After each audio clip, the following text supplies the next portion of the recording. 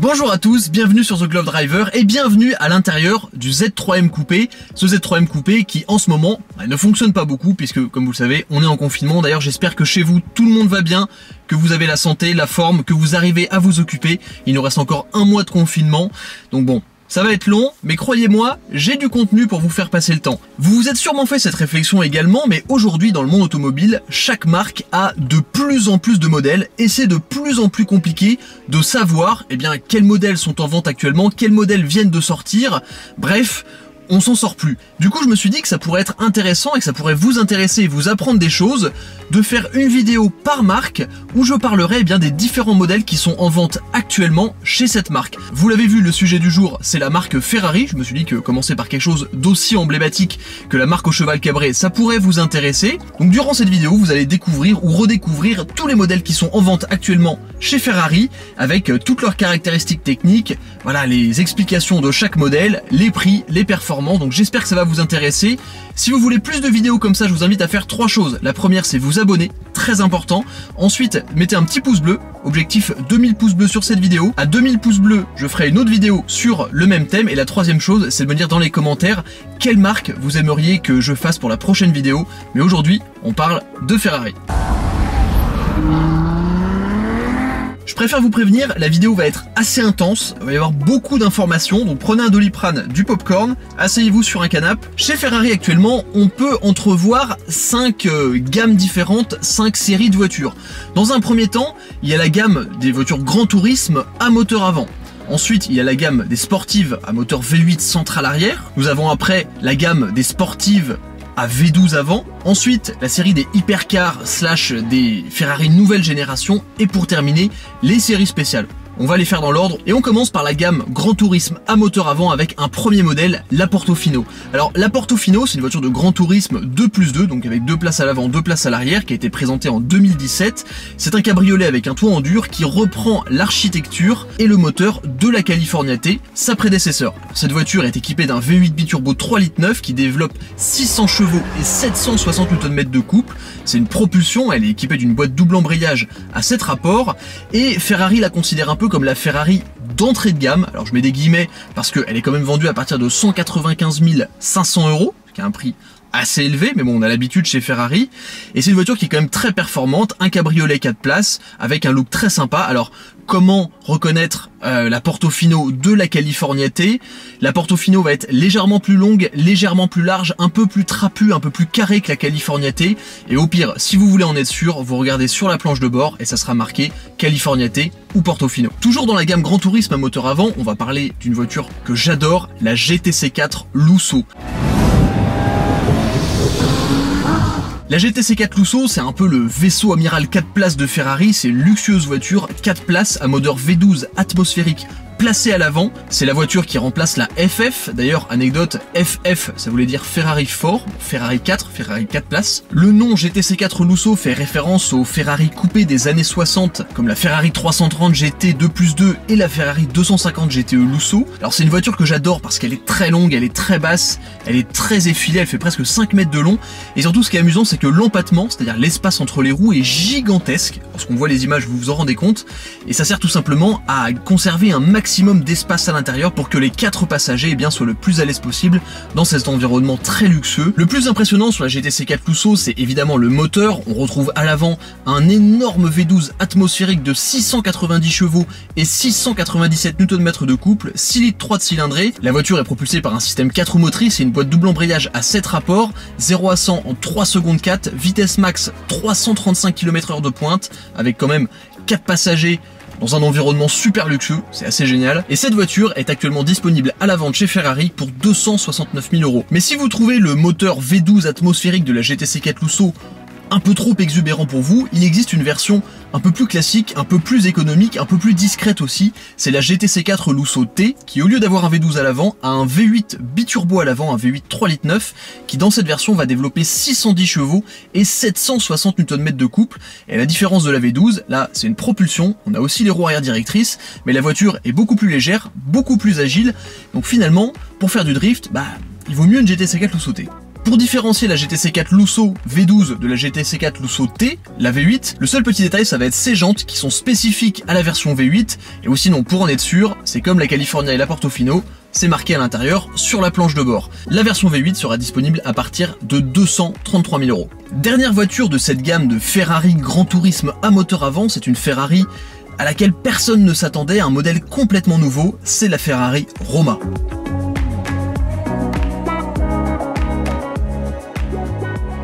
La Ferrari Roma, c'est le dernier modèle qui a été présenté par la marque. Elle incarne un renouveau un petit peu dans la marque en termes de design, en termes d'intérieur, et surtout, elle propose des lignes qui sont très épurées, qu'on n'a pas forcément l'habitude de voir chez Ferrari, où d'habitude, on a des lignes qui sont assez musclées, assez agressives. Là, je trouve le design vraiment très réussi, même si on va pas se le cacher, l'avant ressemble un peu à une DB11, qui était là avant, mais bon, c'est pas grave. La Ferrari Roma se veut beaucoup plus GT que supercar, et elle réincarne vraiment l'esprit des 250 GT Berlinetta des années 60.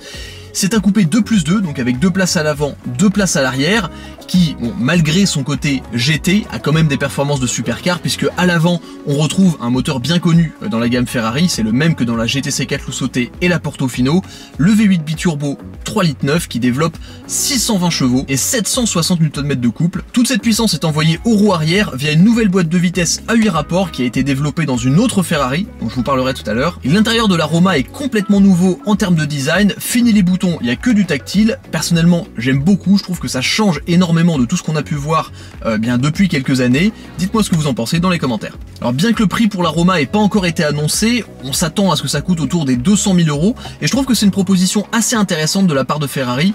De plus, je trouve que le profil de la voiture, même si elle est bien moins longue, rappelle un petit peu la 612 Caglietti, donc l'ancêtre de la FF, une voiture qui partage, mais que j'aime beaucoup, donc hâte de la voir, première livraison prévue en 2021. Donc ça, c'est pour la gamme GT de luxe à moteur avant. On a donc un cabriolet, la Portofino, un coupé 2+2, la Roma, et deux voitures 4 places, la GTC 4 Lusso V12 et la GTC 4 Lusso T. On arrive ensuite dans une gamme de voitures que je pense vous connaissez beaucoup plus, la gamme des voitures V8 à moteur central arrière.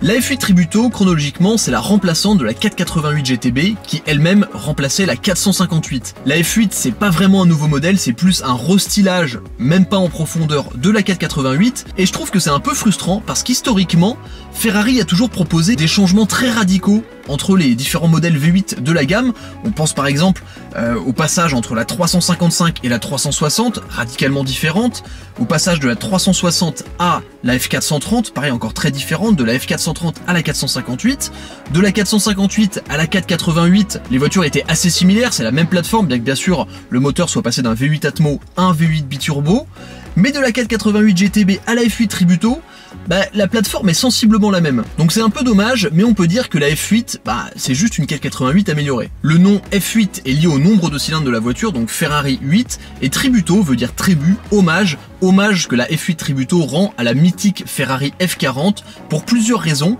Déjà parce que il faut savoir que la F8 Tributo c'est la dernière Ferrari à moteur V8 arrière de l'histoire, et donc elle rend hommage à la F40 parce que la F40 c'est la plus mythique des Ferrari à moteur V8 de l'histoire, et ça se voit notamment via la lunette arrière qui a 3 lames, un peu comme la Ferrari F40 à l'époque, et on retrouve aussi les 4 feux arrière de la 308 GTB qui était la première Ferrari à moteur V8 de l'histoire. Donc même si je critique un petit peu cette F8 Tributo parce que je trouve qu'elle manque un peu de personnalité, que c'est un peu du réchauffé de la 458 et de la 488, elle est quand même très importante dans l'histoire de Ferrari parce qu'elle marque la fin d'une lignée de Ferrari exceptionnelle en partant de la 308 jusqu'à plus dernièrement la 488 Pista et la F8 Tributo. Donc c'est quand même une voiture assez importante. En termes de motorisation, on retrouve les organes de la Ferrari 488 Pista. Je vous le disais, c'est un peu du réchauffé. On a donc en position centrale arrière, juste derrière le conducteur, le V8 3,9 litres biturbo qui développe 720 chevaux et 770 Nm de couple. De quoi abattre le 0 à 100 km/h en 2 secondes 9 et le 0 à 200 km/h en 7 secondes 9. La F8 Tributo est vendue donc en version coupée à partir de 236 000 € et il existe aussi une version Spider baptisée la F8 Spider tout simplement qui sera la vôtre à partir de 262 000 €. Toujours dans cette catégorie des voitures 2 places à moteur V8 en position centrale arrière, on retrouve aussi la 488 Pista et la 488 Pista Spider. Alors du coup vous allez me dire comment ça se fait que la 488, qui est le modèle qui est sorti avant la F8, soit toujours en vente.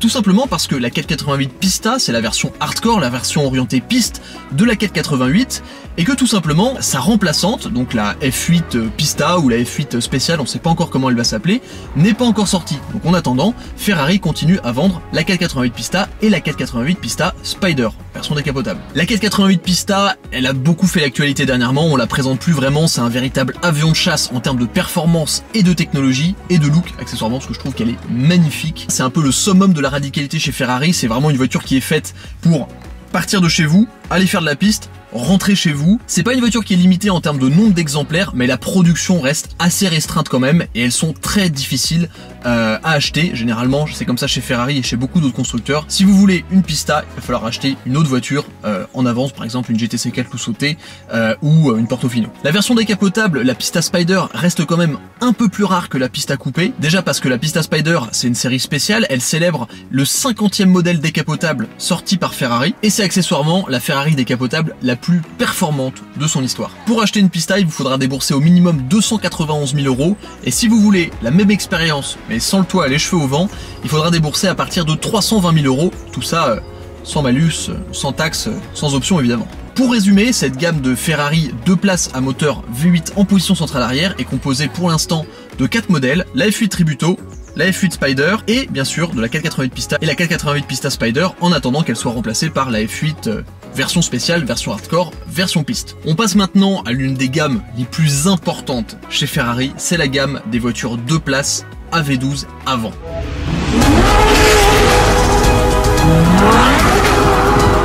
Les grandes GT puissantes à moteur V12 avant, c'est un peu la fondation de Ferrari. En 1947, la première voiture de la marque, c'était la Ferrari 125S. Donc une voiture de course avec un V12 de 1,5 litre de cylindrée à l'avant. 1,5 litre de cylindrée comme une Fiesta ST. La première voiture de cette catégorie, vous l'aurez sûrement deviné, c'est la 812 Superfast, la remplaçante de la F12. Et chez Ferrari, la 812 Superfast, c'est un peu le nirvana automobile. C'est-à-dire qu'au-dessus, il n'y a pas mieux. Et c'est un peu toute l'histoire de la marque, toute l'histoire de Maranello qui résonne dans ce modèle, puisque, comme je vous l'ai dit, les V12 à moteur avant, chez Ferrari, c'est un petit peu incontournable. Il faut savoir que la 812 Superfast, c'est la Ferrari la plus puissante et la plus rapide de l'histoire de la marque. Et je vous vois venir, la Ferrari, c'est pas une voiture de série.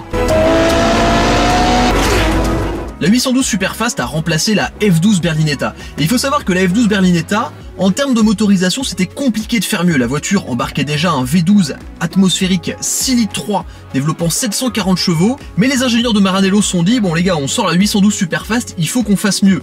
Du coup, dans la 812 Superfast, on a toujours le même V12 à l'avant, sauf qu'au lieu d'être à 6 litres 3 de cylindrée, il est passé à 6 litres 5, ils ont changé 2-3 petits trucs, et maintenant la voiture développe 800 chevaux à presque 9000 tours minute, 718 Nm de couple, plus de 340 km/h en vitesse de pointe, 0 à 100 en 2 secondes 9, donc la puissance et des performances hallucinantes, le tout dans une grande GT, confortable, avec de la technologie, de la place et un grand coffre pour emmener les bagages de madame. C'est quand même stylé. Et le rêve Ferrari, la 812 Superfast est accessible à partir de 297 000 €, une fois encore ici, sans malus et sans taxe, et sans option. Et Dieu sait que chez Ferrari, des options, il y en a. Et si vous voulez une expérience de conduite encore plus exceptionnelle, encore plus sensationnelle que la Ferrari 812 Superfast, vous avez la Ferrari 812 GTS. Alors l'appellation GTS chez Ferrari, ça a été utilisé sur pas mal de voitures, par exemple la 355, et en fait, ça détermine un Targa, donc une voiture décapotable. Donc vous imaginez que vous avez une 812 Superfast, sans le toit là, 800 chevaux, avec un V12 atmosphérique qui gueule comme c'est pas permis, sans le toit. C'est un truc de dingue. Il faut savoir que la 812 GTS, c'est le cabriolet le plus puissant du marché. En même temps, avec 800 chevaux, c'est difficile à battre. Et la 812 GTS rend hommage au dernier V12 cabriolet Ferrari sorti il y a exactement 50 ans, la mythique Daytona Spider, la 365 GTS 4 pour les intimes. Alors petite note quand même sur la 812 GTS, même si je comprends parfaitement le côté hommage au dernier V12 cabriolet, etc., je peux pas m'empêcher d'être un peu déçu par ce modèle, alors pas par la voiture en elle-même, mais par le principe de sortir une V12 découvrable qui soit accessible à tout le monde et qui soit pas une édition limitée. Parce que quand on regarde un peu l'histoire de Ferrari, depuis la 550 Barchetta, toutes les voitures V12 découvrables étaient des voitures exceptionnelles, des séries très limitées, super rares, et aujourd'hui on les compte vraiment sur les doigts de la main. On peut notamment parler de la 550 Barchetta, la 575 Super America, la 599 SA Aperta, la F12 F60 America. Toutes ces voitures, ça a jamais été des voitures de série, elles ont toujours été très limitées. Et du coup, le principe de sortir une 812 GTS et le fait que n'importe qui puisse aller l'acheter, bon, sous couvert d'acheter une GTC 4 vous sautez ou une Portofino juste avant, je trouve que ça démystifie un peu l'excellence et la rareté d'une Ferrari V12 découvrable. Bon, d'un autre côté, je dis ça, on va pas forcément se plaindre d'avoir plus de Ferrari sur nos routes, et je suis certain que la 812 Superfast et la 812 GTS auront toutes les deux droit à leur série limitée, qui s'appellera peut-être GTO ou je sais pas quoi. Mais quoi qu'il en soit, je dois dire que la 812 GTS, en termes d'esthétisme et je pense d'expérience de conduite, pour moi c'est une des plus belles caisses de ces dernières années, elle est magnifique, et elle sera à vous au prix assez impressionnant de 336 000 €, soit 35 000 € de plus qu'une 812 Superfast. Donc pour résumer, pour les Ferrari 2 places AV12 avant, on a deux modèles, la 812 Superfast et la 812 GTS, et il faut en profiter parce que c'est sûrement les derniers V12 atmosphériques de la marque Ferrari. On arrive ensuite dans l'avant-dernière gamme des modèles Ferrari, c'est la série des hypercars slash des voitures nouvelle génération, et on va parler de la SF90 Stradale. Ça fait quelques temps déjà que Ferrari a commencé à annoncer que les V12 Atmo c'était terminé, les V8 Atmo c'était fini aussi, les V8 biturbo ils sont encore là, mais de toute façon maintenant ça sera de l'hybride. La SF90 Stradale, c'est la première Ferrari à bénéficier d'une architecture PHEV, donc plug-in hybride électrique véhicule, avec en position centrale arrière un V8 4 litres biturbo développant 780 chevaux, à l'avant deux moteurs électriques indépendants et un autre moteur électrique qui est situé entre le moteur et la boîte. Les moteurs électriques combinés produisent 220 chevaux, et quand vous additionnez ça au moteur à combustion derrière, ça fait un total de 1000 chevaux et 900 Nm de couple répartis du coup sur les 4 roues. Le châssis de la SF90 Stradale est entièrement nouveau, c'est une coque qui a été faite à partir d'aluminium et de carbone, ce qui fait que la voiture est très légère, seulement 1550 kg à sec, donc pour 1000 chevaux, c'est pas mal quand même. Le nom SF90 Stradale fait référence dans un premier temps aux 90 ans de la Scuderia Ferrari, donc Scuderia Ferrari, SF90 pour les 90 ans. SF90 fait aussi référence à la voiture Ferrari de Formule 1 en 2019 qui porte le même nom. Et Stradale représente le fait que Ferrari a été chercher la technologie dans les voitures de course, ici dans la Formule 1, pour le mettre sur des voitures de route. Parce que je vous l'ai pas dit, mais le moteur électrique qui est situé à l'arrière entre le moteur et la boîte de vitesse, c'est le même système électrique que dans une Formule 1. Du coup, ça explique le principe SF90 Stradale, c'est une Formule 1 de route en gros. Alors, vous vous en doutez, les performances de la SF90 Stradale sont stratosphériques, 0 à 100 km/h en 2 secondes 7, 0 à 200 km/h en 6 secondes 7.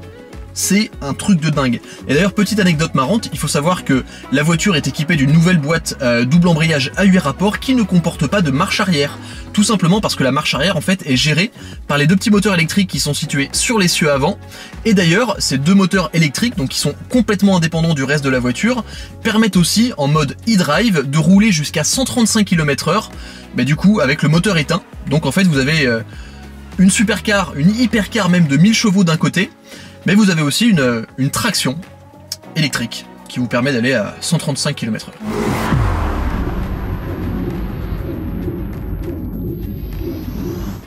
C'est original. On peut voir qu'à l'intérieur de la SF90, c'est vraiment la représentation du nouveau design Ferrari et la direction que va prendre la marque durant ces prochaines années en termes de design intérieur. Il n'y a plus de boutons, tout est tactile, c'est très futuriste et on retrouve énormément de touches que je vous ai montré juste avant dans la Ferrari Roma.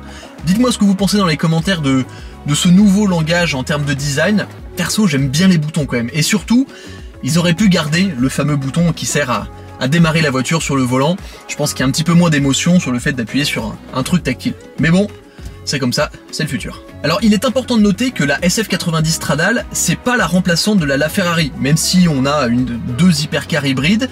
La SF90 Stradale, c'est une voiture qui sera produite en série et que n'importe qui peut acheter. Les premières livraisons sont prévues en 2020 et ça clôture la gamme des Ferrari hypercars. Et on passe maintenant à la gamme très spéciale des séries spéciales.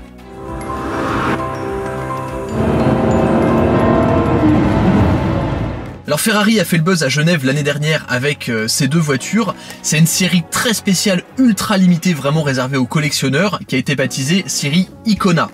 Icona ça veue dire icône, et c'est en fait tout simplement des voitures qui vont réinventer de façon moderne avec les performances actuelles, la technologie actuelle et le design moderne, des voitures qui étaient mythiques dans l'histoire de Ferrari. Et les deux voitures dont je vais vous parler, c'est la Monza SP1 et la Monza SP2, des barquettes en fait, donc des voitures à moteur avant qui n'ont ni toit ni pare-brise, donc c'est vraiment une expérience de conduite à l'ancienne. En fait, c'est tout simplement pour rendre hommage aux premières voitures de course Ferrari et notamment la 750 Monza. Les Monza SP1 et SP2 sont toutes les deux basées sur un châssis et sur des organes de 812 Superfast qui ont évidemment été recarrossés pour leur donner une ligne complètement intemporelle, et je dois dire que pour moi, c'est une des plus belles, si ce n'est la plus belle voiture, la SP1, donc avec une place.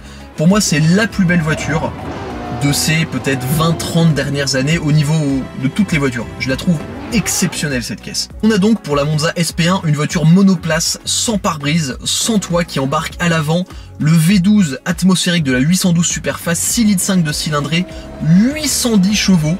Je vous dis pas l'expérience de conduite que ça doit être juste fou de conduire une de ces voitures là. Et si vous vous sentez seul dans votre Monza SP1, il existe évidemment la Monza SP2, donc qui est exactement la même voiture, mais avec deux places. Les prix officiels n'ont pas été dévoilés, même si on sait que ça se situe autour des 1 600 000 €. Il n'y aura que 499 exemplaires de ces deux voitures, évidemment réservés à des très bons clients de Ferrari, à des collectionneurs. Mais c'est pour moi l'une des plus belles réussites de ces dernières années. Et on a d'ailleurs pu voir cette réinvention de la barquette chez d'autres marques comme Aston Martin et McLaren plus récemment. Mais du coup, ça clôture cette série sur toute la gamme et tout ce que vous devez savoir sur la gamme Ferrari actuelle. Alors pour tous ceux qui sont arrivés à la fin de cette vidéo, j'espère que ça vous a plu, j'espère que vous avez appris plein de trucs. Moi c'est un petit peu mon côté geek avec les voitures, j'aime bien tout connaître sur les voitures. Là, bon, je pouvais pas vous faire la fiche technique de toutes les caisses, mais au moins comme ça vous savez quelles sont toutes les voitures qui constituent la gamme Ferrari actuellement. Donc on en a plus d'une dizaine. Donc mine de rien, c'est assez amusant de voir qu'aujourd'hui, même Ferrari, qui est un constructeur qui fait vraiment ses voitures au compte-gouttes, a une gamme assez large finalement de voitures et qu'il y en a un peu pour tous les goûts, pas forcément pour tous les porte-monnaies, je vous l'accorde. Si vous voulez que je fasse une autre marque, merci de me dire dans les commentaires. Si vous avez des suggestions pour améliorer ce format, n'hésitez pas à me le dire. Et puis je vous dis à très vite sur The Glove Driver.